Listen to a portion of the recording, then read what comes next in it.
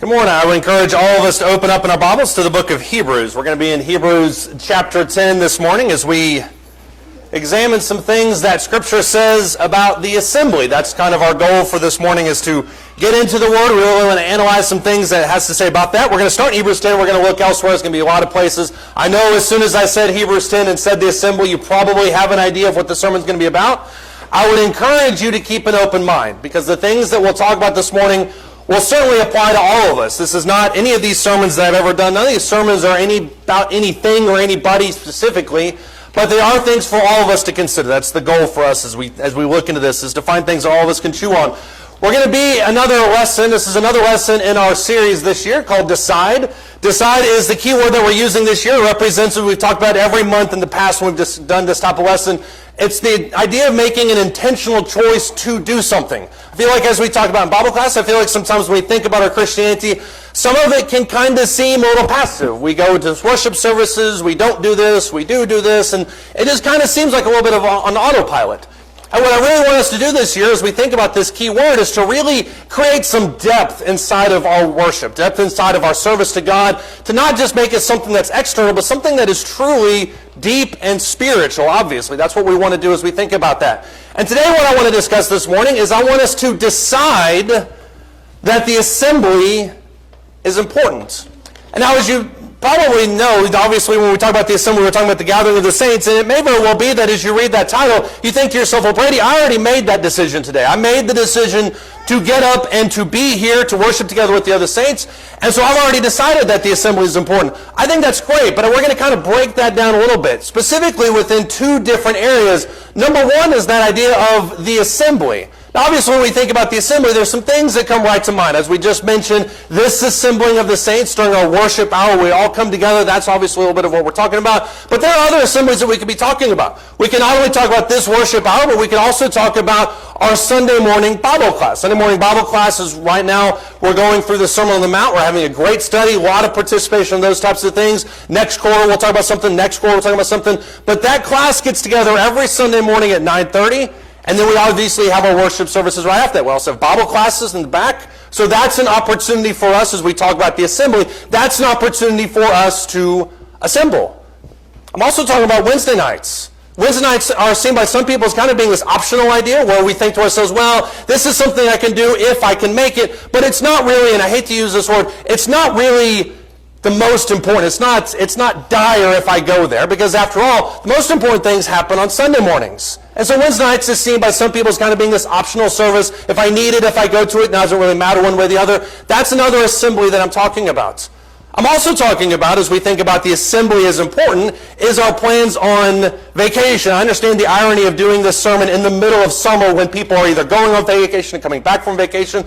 But I would ask you, as we go on these vacations, do we go to these places thinking about finding a church to worship with? And I know virtual worship services make it somewhat easy, and I hate using that phrase virtual worship services because it's not in any way the same type of thing. But when I go to other places on vacation, do I find a church nearby that I can go visit, that I can be with? If you've gone on vacation, visit some of these churches, that's an opportunity for you to get to know congregation and churches and Christians in other parts of the country and other parts of the world. And it could be a really rewarding experience. But do we make an effort to assemble with the saints in that context? You can also put alongside this the idea of area meetings. We announced a meeting that's happening right now in Cooper, or Cupper as it is sometimes called, that's happening this week with Shane Carrington. Am I making plans as a Christian to go to that? Am I making plans to go to other opportunities to be with saints? And so these are things that I want us to consider this morning. And I know what you're thinking as you say this, Brady. I know that you talk about worship assembly and talk about Bible class, Wednesday night gospel meetings, vacation type things. But there are times where I'm sick. There are times when I work.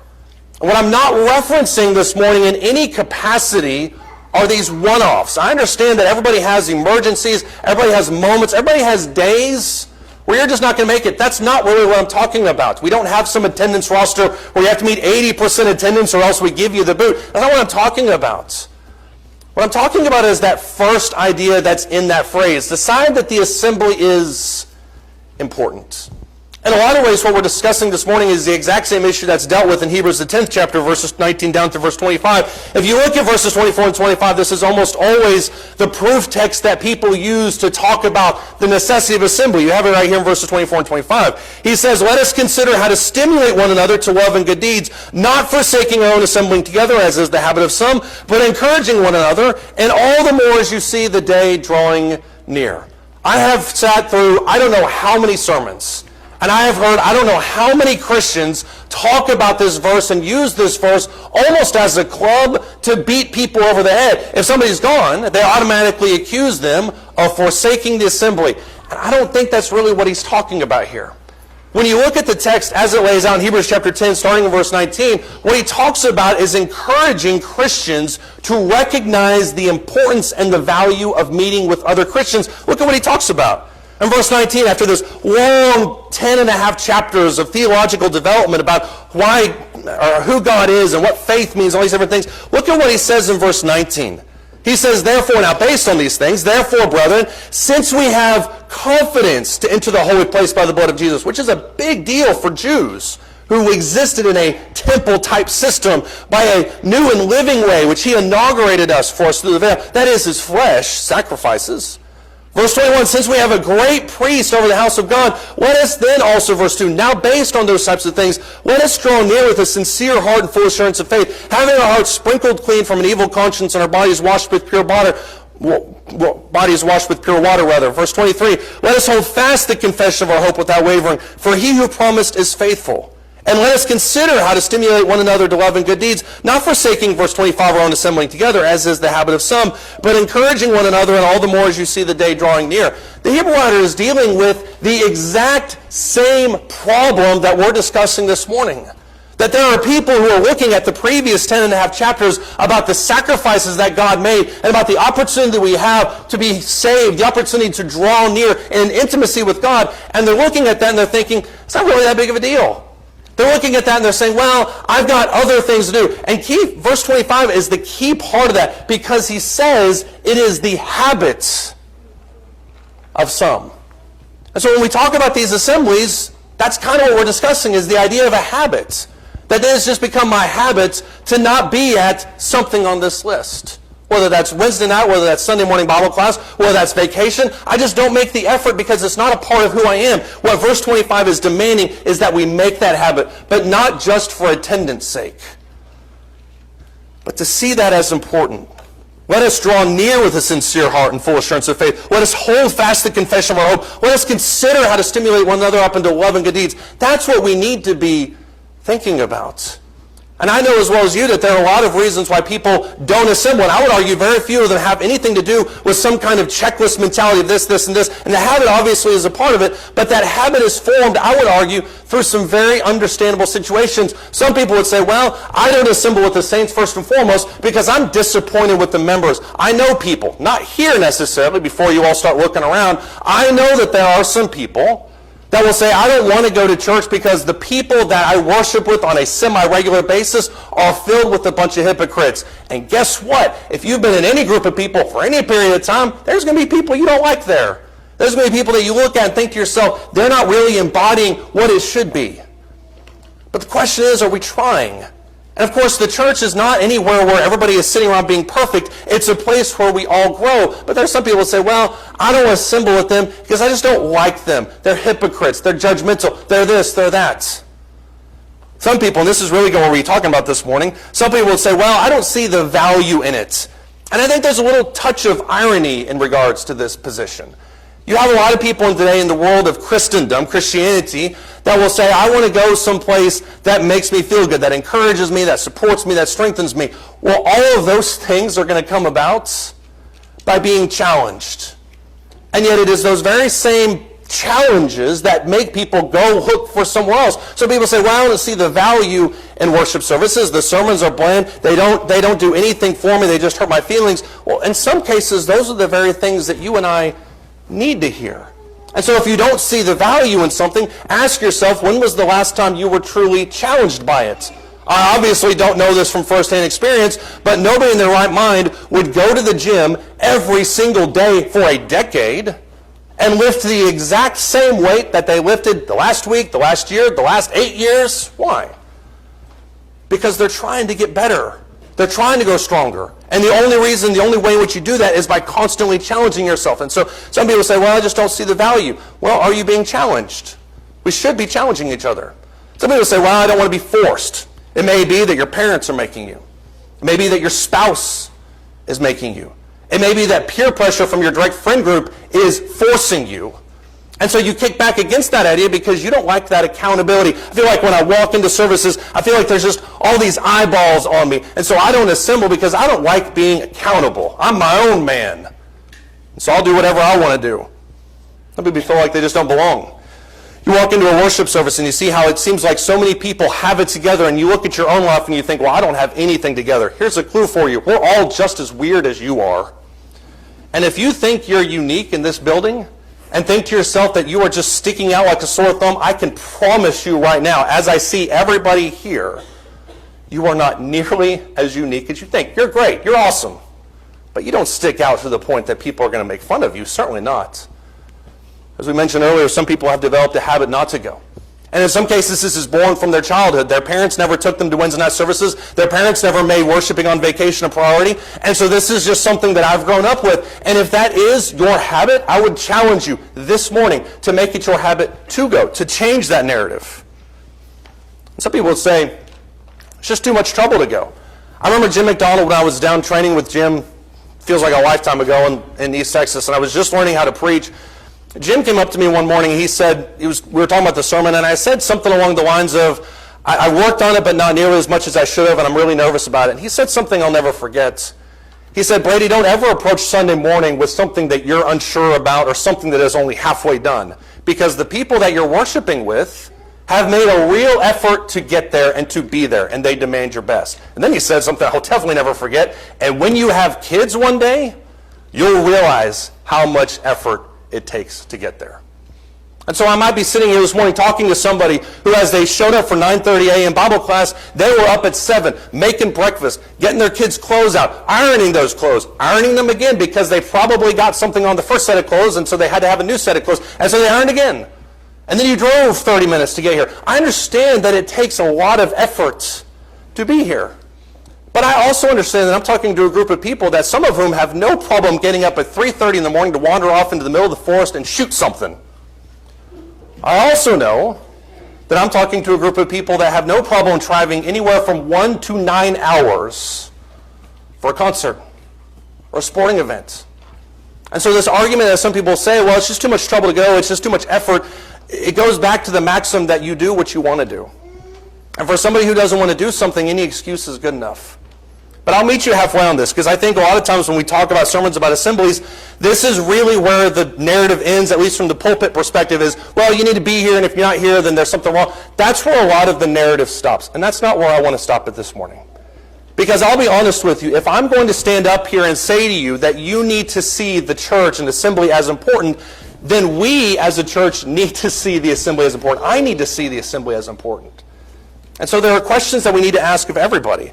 The church needs to commit to the members in the same way that the members commit to the church. And I know that sounds like circular reasoning, but hopefully you see what I'm talking about from a group perspective to a singular position. If I walk in as a member and I look around and obviously things are just halfway done, there's chaos, nobody really knows what's happening, the song service is disorganized, then as 1 Corinthians chapter 14 talks about, I'm going to get up and say, you guys are just crazy. But if I walk in and there's obviously thought behind it, if the assembly, and here's part of it too, if the membership and the community and the relationship we will extend out of this building, then that's something I want to be a part of. And so I have some questions this morning. That was a really long intro. The rest of this won't be nearly that long proportionally, but I have some questions for us this morning. As we think about this relationship between the members and the church, it has to go both ways. And so I have some questions for the church. And you may be thinking to yourself, these are great questions for Shell and Cody. They're not. I mean, they are. But they're for all of us. As we think about this church as a whole, I would encourage all of us to think to ourselves, what is the real condition of this church? It would not be uncommon for any church to look outside of their members and look and say, okay, our attendance is going up, great. Our contribution is going up, great. Our Sunday morning Bible class, Wednesday night attendance is going up. Great. But are any of those real indications of spiritually the health of a church? Look at Ezekiel, the 8th chapter. It's a really insightful passage. Ezekiel chapter 8, starting in verse 1, or not in verse 1, but in Ezekiel chapter 8, starting in verse 1, there's this whole story where Ezekiel is sitting amongst the elders of the land. And to put it in context, Ezekiel is an exilic book. So the people have already been shipped off to Babylonian captivity, and he is amongst the poorest of the poor that are also in captivity. He's by the riverside. That's what you see in the first few chapters. And so as Ezekiel is looking out amongst these elders that are in exile, he probably thinks what a lot of us would think. Great guys, just doing their best. And that's not necessarily a commendation on anybody that tries hard and does their best, but that's the assumption that you would have about them. Look at what God reveals in verse 5. As he's sitting amongst the elders, he said to me, "Son of man, raise your eyes now towards the north." So I raised my eyes towards the north. And behold, to the north of this altar gate was the idol of jealousy at the entrance. And he said to me, "Son of man, do you see what they're doing?" This is kind of a precursor to what he's about to talk about. Do you see what they're doing? The great abominations which are in the house of Israel committing here, so that I would be far from my sanctuary. But you will still see greater abominations. The answer from Ezekiel has to be no. You know why? Because he's not allowed in there. He doesn't see what's happening behind closed doors. He doesn't see what's happening inside the inner sanctum of the priesthood because he's not a part of that group. Just like most people that are in Judea at the time are not thinking to themselves, what are the elders really up to? They see what they can see, which is that things are going great. And by the same token, you and I can look at our assembly and say, numbers are up, contributions up, Wednesday night attendance is up, all these things are great. That means we're great. And maybe we are. But look at the perception that God gives to Ezekiel here. Ezekiel chapter 8, starting verse 7, he says, "Then he brought me to the entrance of the court, and when I looked, there was, behold, a hole in the wall. And he said to me, Son of man, now dig through the wall. So I dug through the wall, and behold, there was an entrance. And he said to me, Go in and see the wicked abominations that they are committing here. So I entered, and I looked, and behold, every form of creeping things and beasts and detestable idols with all the idols of the house of Israel were carved on the wall around. Standing in front of them," verse 11, "were 70 elders of the house of Israel, with Jezaniah the son of Shaphan standing among them, each man with his finger in his hand and the fragrance of the cloud of incense rising. Then he said to me, Son of man, do you see what the elders of the house are doing in the dark, each man in the room of his carved images? For they say, the Lord doesn't see us. The Lord has forsaken us. And he said to me, you will still see greater abominations which they are committing." Do you see what's happening here? That Ezekiel is seeing what the rest of the community sees, which is the temple's there, and obviously the assumption is that everything's great. But when he's allowed to bore a hole in the wall, what he notices is that people that he thinks are doing great really aren't doing great. They're people who are committing flagrant harlotries in the middle of the temple. In verse 14, he brought me to the entrance of the gate of the Lord's house, which was towards the north. And behold, women were sitting there weeping for Tammuz. He said to him, "Do you see this, son of man? You will still see greater abominations than these." Notice how it just amplifies. Then he brought me into the inner court of the Lord's house. And behold, at the entrance to the temple of the Lord, between the porch and the altar, were 25 men with their backs to the temple of the Lord, and their faces towards the east, and they themselves eastward towards the sun. He said to me, "Do you see this, son of man?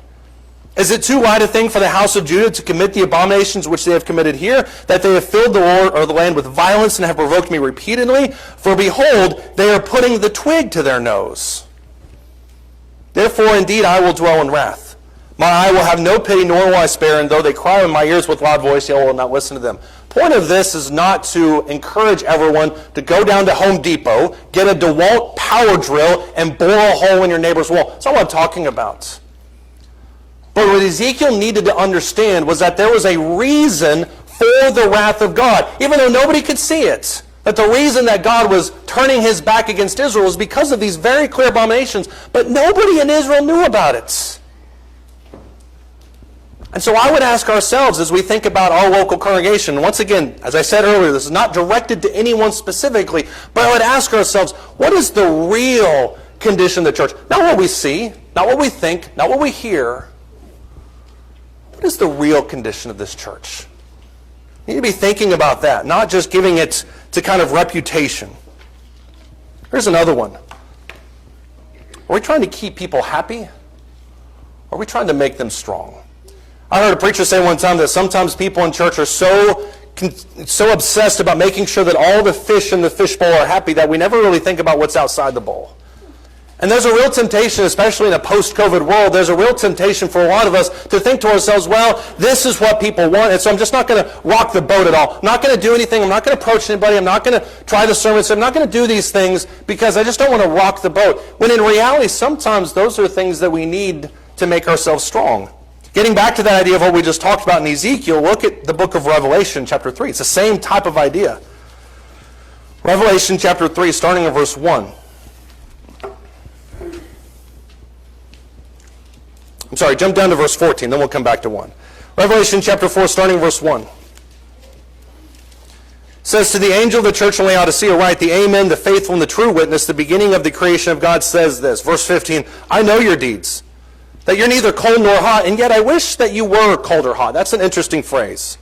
So because you are lukewarm and neither hot nor cold, I will spit you out of my mouth. Because you say, verse 17, I am rich and have become wealthy and have needed nothing, and you do not know that you are wretched and miserable and poor and blind and naked. I advise you to buy from me gold refined by fire so that you may become rich, and white garments so that you may clothe yourself, and that the shame of your nakedness will not be revealed, and eye salve to anoint your eyes that you may see. This church, the church of Laodicea, is so gag reflex inducing to God. That's a phrase I just made up. But it is so nauseating to God that he says, I wish I could just spit you guys out of your mouth. And yet the attitude amongst the church, as he talks about here, these are people who are well clothed, they're well fed, they're rich. They don't need, as he says in verse 13, they don't need anything. And what they didn't realize was that even though on the outside they're happy and they're lucky and they're blessed and all these different things, they really weren't as strong as they needed to be. And so as we consider the spiritual condition of our church, we have to consider these types of things, that this is just a place that doesn't just make us happy, that certainly just doesn't make us feel good, but the idea that Sundays and Wednesdays are a place for us to get stronger, for us to be exposed, for us to draw upon our weaknesses, as we talked about, so that we can become strong in God. Look at Revelation chapter 3 in the first few verses. It says, the angel of the church in Sardis write, he who has the 7 spirits of God and the 7 stars says this, I know your deeds, that you have a name that you are alive, but that you are dead. The reputation was something, the reality was something else. Wake up and strengthen the things that remain, for which are about to die, for I have not found your deeds complete in the sight of God. So remember what you have received and heard, and keep it and repent. Therefore, if you do not wake up, I will come like a thief, and you will not know what hour I come to you. You know what the most intense phrase in that section is? Wake up. If you do not wake up, he says in verse 3, I will come to you like a thief in the night. The responsibility of every Christian is, as we examine the people we meet with and examine the church as a whole, to examine ourselves and to really think to ourselves, what can we be doing better? Not in terms of programs or anything that the world tends to focus on, but what kinds of things do we need to do different? Do we need to have more Bible classes along the subject? Do we need to have subject around this? Do we need to meet outside of this assembly in homes sometimes? What do we need as a church to become strong? Because as he talks about there in Hebrews chapter 10, verses 19 through 25, as the day is approaching, you will need this strength in those moments. As we mentioned during our Bible class this morning, when we build our foundation on the sand, it may not appear right away, the fault in that, but over time, those cracks will start to appear. And the last time you want it to appear is when a storm's bearing down your neck. We need to examine our cracks, wherever they may be, and think about how can we make our church strong. And this one is for us as individual members. This is something I really want us all, every single person here, to think about personally. Because that's the only way something like this is going to have any impact. But I want to ask you this morning, how comfortable do you feel confessing sin? The older I get, the more I encounter it in my own life, the more I encounter it in other people's lives, in my relationships with other people, but there's a tendency to not admit that we're wrong. And I understand why that is. I understand that sometimes it's the perception that we are weak. We don't want to admit fault because, after all, we're perfect. My mom said so. And so if I'm perfect, then it can't be my fault. And yet the reality is that we cannot come to God and ask for forgiveness unless we're willing to acknowledge our own need for forgiveness. And that begins with acknowledging that we did something wrong. As an extension of that, that goes towards our relationships with each other. This is something that Paul begged for. Not just asked for, but begged for. 2 Corinthians chapter 6. And 2 Corinthians is much more emotional than 1 Corinthians. He's dealing with a congregation that's more or less on the rebound from all the things that 1 Corinthians talk about. In 2 Corinthians chapter 6, starting in verse 1, notice the emotional pleas that he makes in this passage.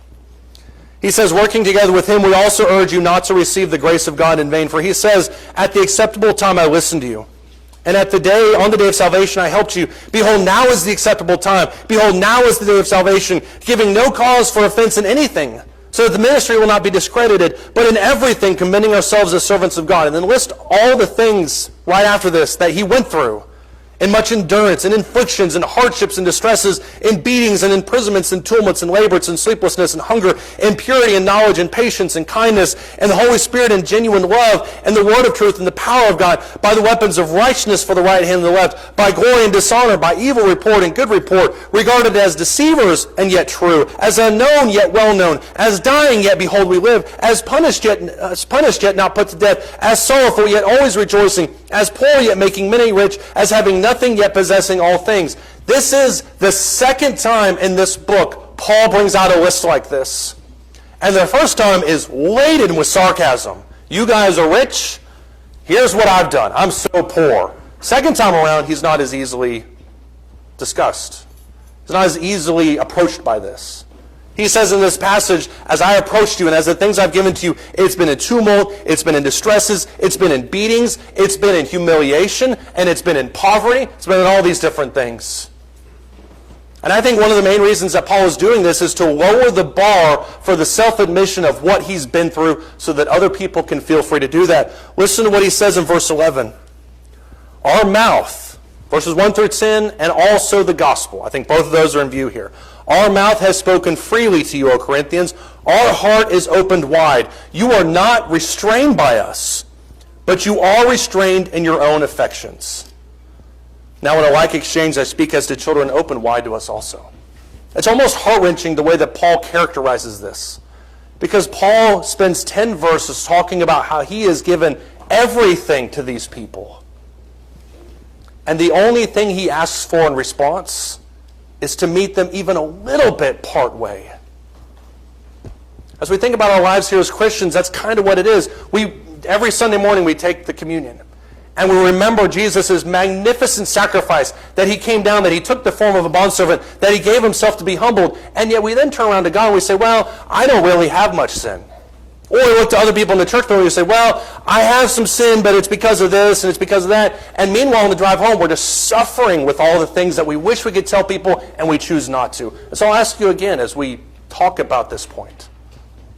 How comfortable are you in confessing sin? And maybe that's because you worry that, and just because I happen to be over here, I'm going to pick on John. Maybe we worry that because if we say something to John, John's going to then go and tell Joe, and before you know it's going to have a horseshoe effect around the church building. Everyone's going to know. Wednesday night, I'm going to show up. Everyone's going to be looking at me. I can speak for John when I say that won't happen. I can speak for Joe too. But do we feel comfortable in confessing sin to each other?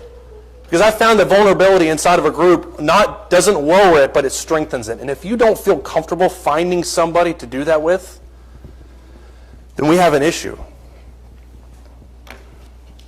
Here's another one. It says think. As I'm standing here today, I think a better word is talk. A lot of us can think about fellow Christians. A lot of us can think about people that we worship with on Sundays and Wednesdays.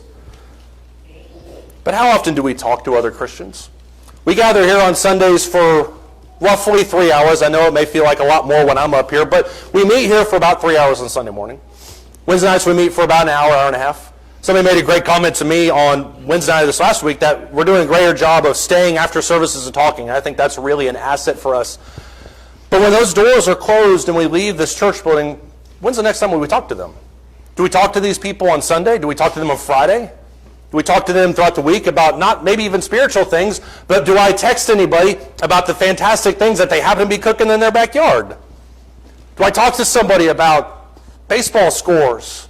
Do I talk to somebody about something I found, a funny meme that I saw? We have these amazing inventions that allow us to communicate with somebody in the opposite side of the world just like that. And we don't really use them that much to communicate with fellow Christians. Hebrews chapter 10, verses 24 and 25. We read it a couple of times this morning. We won't have to read it again. But in Hebrews chapter 10, verses 24 and 25, the phrase that he uses in that necessity of being together is to consider how to stimulate one another unto love and good works. I can't do that unless I know you. You can't do that for me unless you know me. And so if the only time that we ever get together, the only time we ever talk to each other is Sunday mornings a little bit beforehand and Wednesday mornings a little bit beforehand and after, but we never really interact, then I'm not going to know how to do what Hebrews 10, 24 and 25 tells me to do on Sunday, which is to consider how to make you stronger and to let you consider how to make me stronger. And so how often do we talk with our fellow Christians? The things that we do before services where we shake hands and we say that we're doing great and we exchange pleasantries, there's nothing wrong with that. But that cannot be the depth of our spiritual connection. It cannot be the depth of our relationships. As we talked about at the beginning of this lesson, when we decide that the assembly is important, that is 100% based on value. If you're here every time the doors are open, but you don't care, you're not engaged, you're here because someone forced you, that's not what he's talking about. What he's talking about is that I've made the decision on a Wednesday morning to get up and to think to myself, the thing that I need tonight is to be with my fellow Christians. It's the same for Sunday morning. Not because I have to be there, but because I recognize the value in being there. This Wednesday night, we're going to have worship service again. We're going to be talking about the book of Daniel, Daniel chapters 2 and 3. We had a great conversation last week on the introduction to Daniel, Daniel chapter 1. My plea for you would be there on Wednesday nights. And not because there's some mystical assignment list, as we talked about earlier, that passes amongst the chosen few. Nothing like that. My plea would be that you would wake up Wednesday and see the desire to be there, to see the value in being there. And not just Wednesday, but every time we have an opportunity to get together. And if there's something that you feel like we need to change, something we need to do better, then let's talk about it. Otherwise, I would strongly encourage all of us to be there whenever the assemblies happen, whether that's here, elsewhere. See the value in those types of moments. Want to be with Christians, want to learn about God, and draw closer to Him. And if we can help you with any part of your spiritual walk, that or otherwise, I would encourage you, let us pray for you as we stand and as we sing.